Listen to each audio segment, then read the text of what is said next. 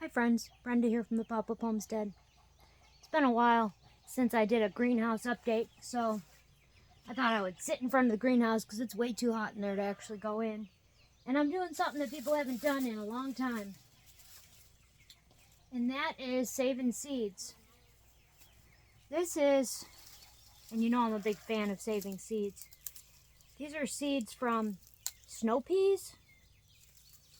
We didn't end up eating very many of these snow peas this year, so I let most of the crop go to seed so that I would have a plethora of snow pea seeds for next year, or to barter with, or to give away, or for whatever.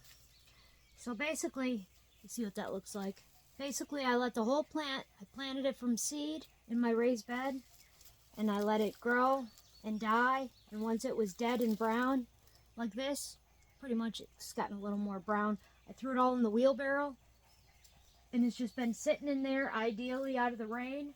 I just found out yesterday Sean pulled it out of the carport and put it in the yard where it could get rained on, so that told me I needed to make it important. Make it important and start looking into it. So this is, can you see these here like this? Okay. So that's some of the seeds. They're a little hard to see, but here, I'll show you. They bust open real easy, especially when they're dry. Bust open and roll out of my hand. Huh. So, can you see them?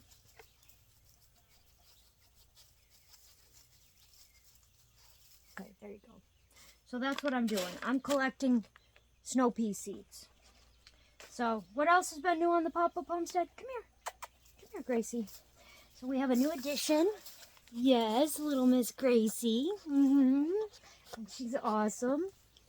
Get a cameo for the camera. Yeah. So she's been hanging out with me, which has been super fun. She's been with us for about 2 weeks. And we got her at 9 weeks old, so what is she, 10, 11 weeks old now. She's just about fully potty trained. She still has some pee-pee mistakes, but she's doing good. She doesn't have to be kenneled at night.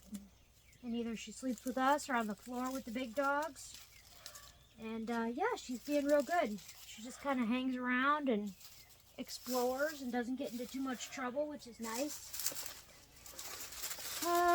Let's see, what else? She's been very busy. So,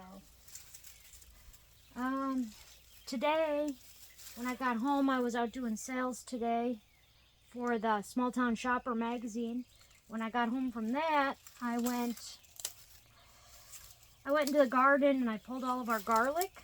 So my garlic harvest is drying behind the red cabin on a table. It's good to let it cure for a little while, so that it can dry out. You just want to keep it out of direct sun, rain, wind. A little wind wouldn't hurt it, but I just lay it on the table back there and let it dry. And then once it's a little more cured, then I can, you know, break it up, decide what I'm going to do with it, dice it up with some sort of liquid fat, and have some diced garlic in the fridge. Or I could dehydrate it and have garlic powder.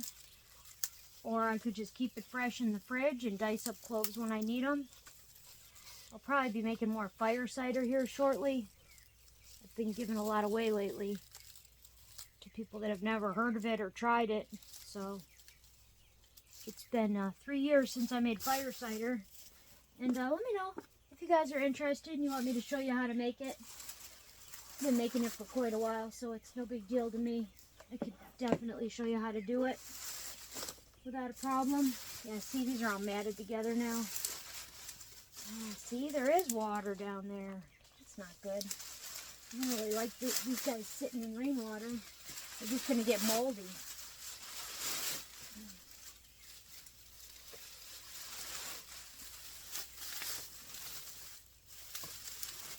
So, this is definitely not a glamorous job by any means, but it's necessary. And these are the kind of things that our ancestors would have done if we're looking to be self-sufficient. we need to stop dreaming about when the next seed catalog comes and start dreaming about playing with old dried out vines. And how many seeds are we going to collect? Just because I save Snowpea seeds doesn't mean I save every single seed. So my neighbor could be saving seeds that I don't have, and we could trade. And I think that is a beautiful way of doing things. So a lot of these fell off already, so I'm just checking them before I ditch the vine. And they really don't look like much. I mean, if you look at that, that don't look like hardly anything. Not really exciting at all. Alright, so what else has been going on?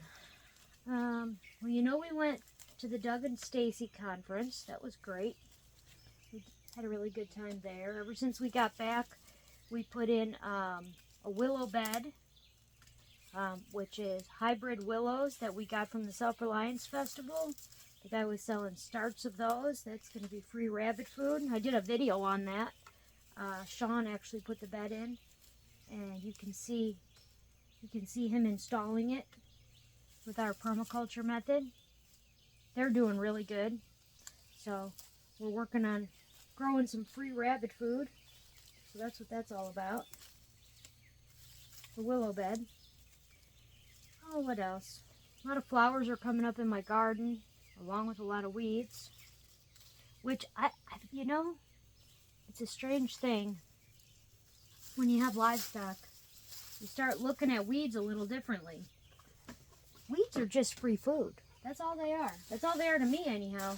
Because anywhere I have weeds in my garden, I just go, free rabbit food. I go in the garden, I pull a couple handfuls of weeds, feed them to my rabbits, and I'm weeding the garden. So it's like it's a twofer. That's what I like to call it, a twofer. This one's got quite a few on them. You see it there? Right there. Nice plump one. And these are the snow peas that you eat when they're immature. So most people don't ever see them looking like this. That's alright. I also, I know what else I have been up to. I also started making salves. So I've always made salves for us, for our own personal use. But now I'm going to start making salves to take to the farmer's market. I took some drawing salve. You remember me telling you about the drawing salve?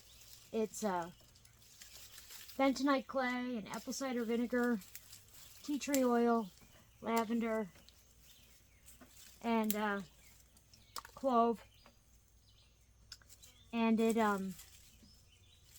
takes care of like bee stings, insect bites,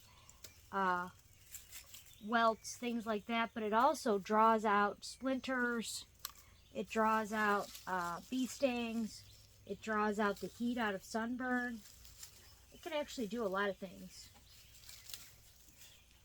So, put this back up here so the puppy doesn't get into my little seed stash. So I decided that since that sold really well at the farmer's market, that I was going to make more stuff. So I've made a comfrey salve, and I also made chest. What are you doing? I also made a chest rub. So similar to like a Vicks Vapor Rub. You know, you put it on. It's got eucalyptus in it. It's made with coconut oil and beeswax, and then it's got peppermint in it. Little lavender to soothe your system. And so I made containers of the chest rub. I made comfrey salve. Oh, this is not good. Yeah, see? Can you see these? See how they're all wet? Probably starting to mold. And if they don't mold, they might sprout. And if they sprout, then they're not going to be viable for saving. So that's the problem with these guys sitting in water in the wheelbarrow. In fact, I'm going to take the rest of them out so that they can start drying. And put them over here. Whew, it's a little stinky. So, I don't know where you want to go. How's that? Is that good? Alright. Now I just got a pile of them on the ground. that I'm going to go through, and I'm just sorting them out. So, yeah, that's pretty exciting. We're debating on if we're going to open up another CBD store. It wouldn't be a retail store, I don't think, because I don't really want to be tied down to sitting at retail every day, unless we hired an employee. But I think that we're going to start carrying CBD along with all these salves that I've been making at the farmer's market.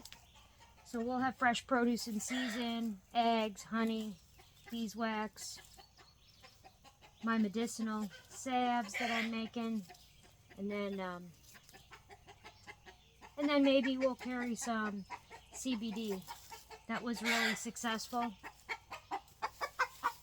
Oh, it's our rooster over there. Did you see him? You can see him. He's carrying on, having a fit for himself.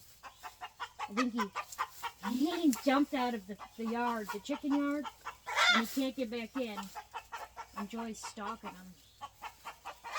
Joy's our golden retriever. And, yeah. So, as you can see, it's a long, tedious process. Kind of cathartic, though, too. Out here with the chicken running around. We have 34 chickens. And if this is the first video you found, I'm Brenda from the Popup Homestead. I probably should have started with that. I was trying to do a Tuesday greenhouse chat, which turns out not to be real successful since I'm busy every single day and I'm usually not here very long on Tuesdays. So, and the greenhouse is sweltering hot right now since we're having a heat wave.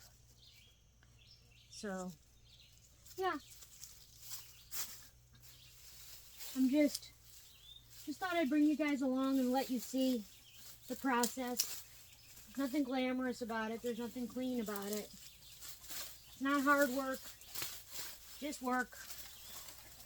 You know, I feel like if we all did a little more work in the day, shucking beans, shucking corn, saving seeds, whatever it might be, I think that we'd have a lot less time for all of the BS that's going on in the world. All the baloney. We'd be too busy running our homestead to see everything that's happening. Which, it's good to be informed. And I do like to sit down and look at things periodically. But there's a sense of accomplishment when I know that I put these seeds in the ground. And I grew all of these. I ate some. Sean ate some. And now we're saving the seeds. And going forward, we'll have our own seeds that I can grow this every single year. And I'll be able to grow more than I grew the year before. Which is going to encourage abundance. So, yeah, I'm all about growing in abundance. Growing way more than you need. Sharing with others. Trading. Just being kind and of good spirit. And when the shit hits the fan, you know it's gonna. We all know it's gonna. It's only a matter of time. I go out of my way to make sure that anyone that's interested, especially close neighbors, that they know how to grow food. They can be as self-sufficient as they want to be. So I've gone and done classes. I've helped our neighbors, who are more our friends and family than neighbors at this point. But you know, it's all about helping and giving and sharing. I mean, this isn't hard. Anyone can be shown how to save seeds. You just grow the plant, wait till it dies, set seed, and then you harvest the seed. It's never pretty. It's not a sexy process. But now you can't say you've never seen anyone harvest Snowpea seeds, because that, my friends, my seedy friends, is what you just witnessed. And I'm just going to enjoy this hot day in the shade and keep shucking my snow peas. There you go. Take care.